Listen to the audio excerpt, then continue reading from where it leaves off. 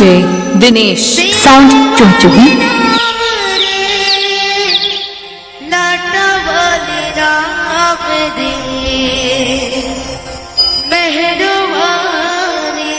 DJ Dinesh sound Chumchuhi.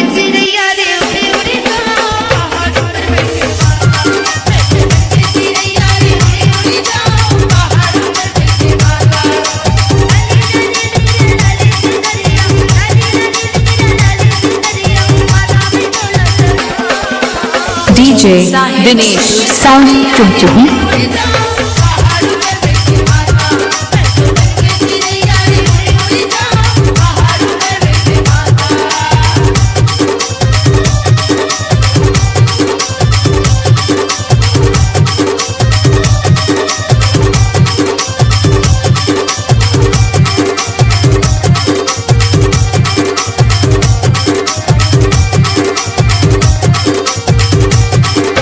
DJ Dinesh sound Chumchuhi.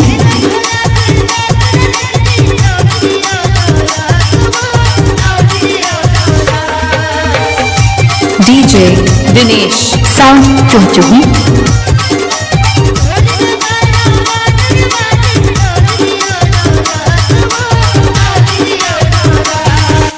हमारे YouTube channel Dinesh Shyam को लाइक share subscribe करना बिल्कुल ना भूलें। Mobile number 83 050 97 14 7।